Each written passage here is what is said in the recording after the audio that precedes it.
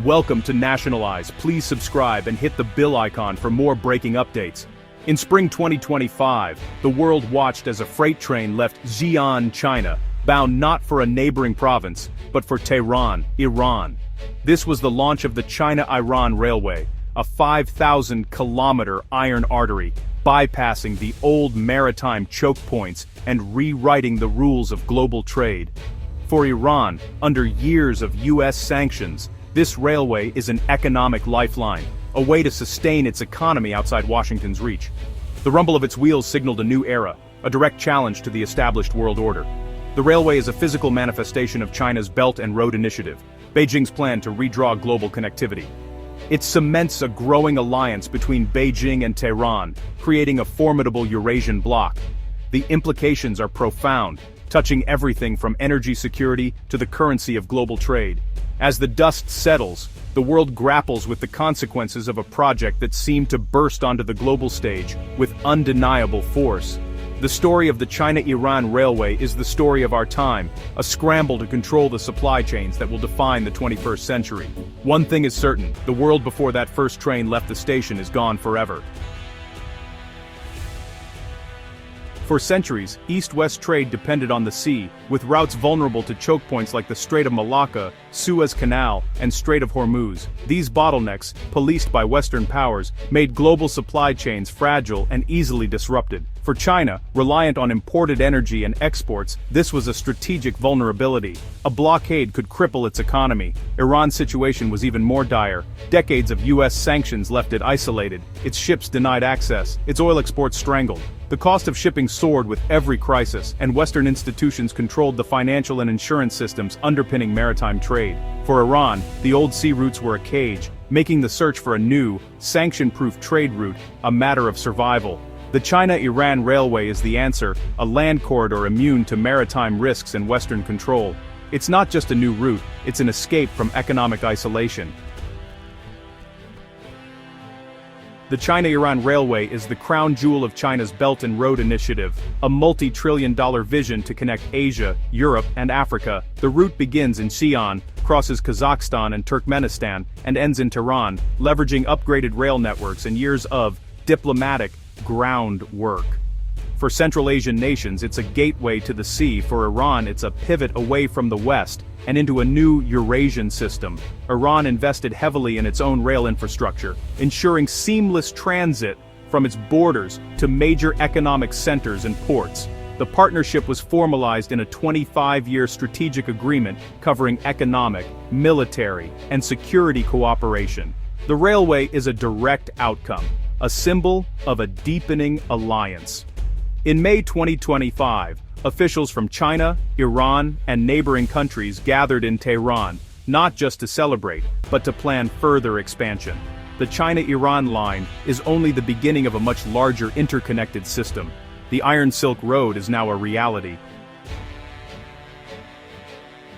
On May 25, 2025, the first official freight train arrived at Tehran's Apron Dry Port, completing its 5,300-kilometer journey from Xi'an in just 15 days. This cut the old sea journey by more than half, marking a paradigm shift in Eurasian logistics. The new corridor offers unprecedented speed, reliability, and cost savings. Iranian officials called it a bridge of friendship and commerce, connecting nations outside the influence of those who wish them harm. The train's journey required seamless coordination across multiple national rail systems, a feat of modern logistics and diplomacy. Local residents along the route now see trains passing day and night, bringing hope and a sense of connection to the wider world. The inaugural run was just the start. Regular services planned, with trains running both ways.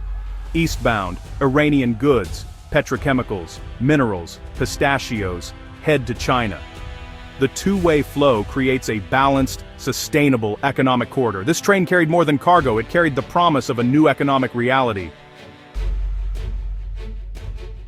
The China-Iran Railway is a structural workaround to US sanctions, operating outside Western-controlled shipping, insurance, and banking systems. Iran can now export goods and receive payment through alternative financial mechanisms, like China's COPs, bypassing the Western-dominated SWIFT system.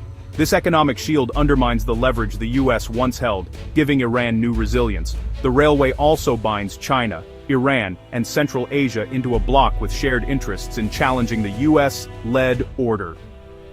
For landlocked countries like Kazakhstan and Uzbekistan, it's a lifeline to global markets, pulling them deeper into China's orbit. The project outmaneuvers US-backed initiatives like the India-Middle East-Europe corridor, which now looks less viable.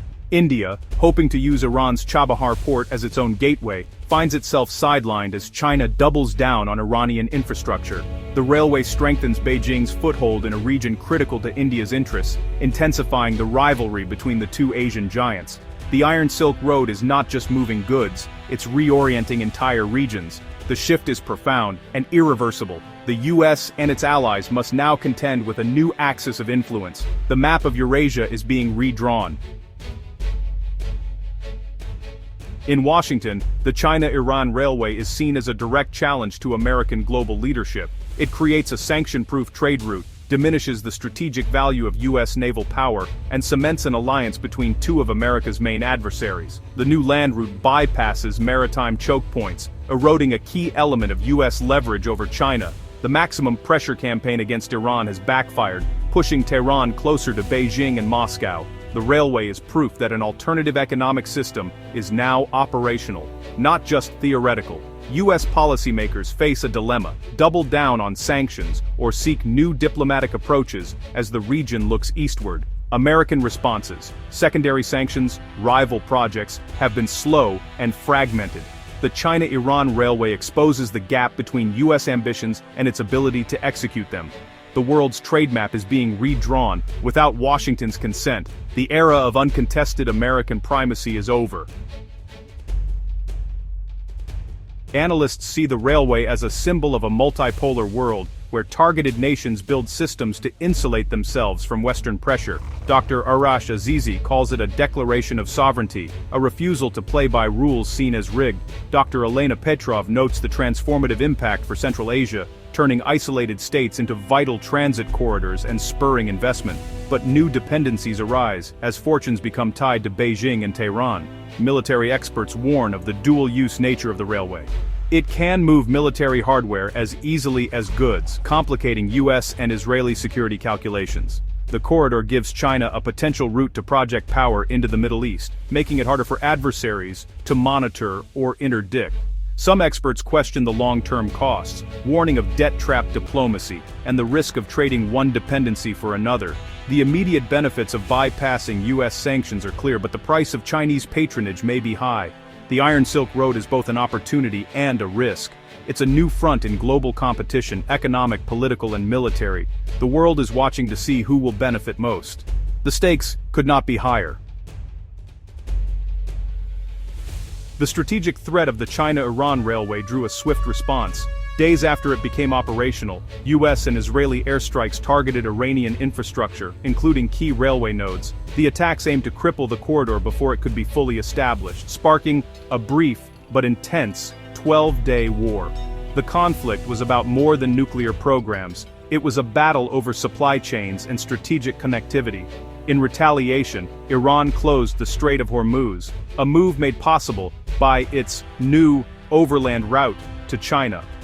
The world watched as oil prices soared and the risk of wider conflict loomed. The standoff ended without full-scale war, but the message was clear: infrastructure is now a front line in global conflict. The Iron Silk Road is both a target and a strategic asset.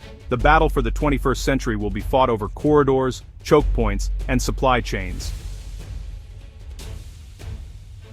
The China-Iran Railway is more than steel and tracks. It's a symbol of a world in flux. It proves that the architecture of global trade can be rewritten, and that alternative systems are now a reality. The project has shifted the balance of power, creating new opportunities and new flashpoints. For the US and its allies, it's a call to adapt or risk irrelevance. For Central Asia and the Middle East, it's a chance for autonomy, but also new dependencies. The Iron Silk Road is both a bridge and a battleground. The world is being rewired, and the new connections across Eurasia will define the future. The journey of that first train is over, but the journey into a new world has just begun.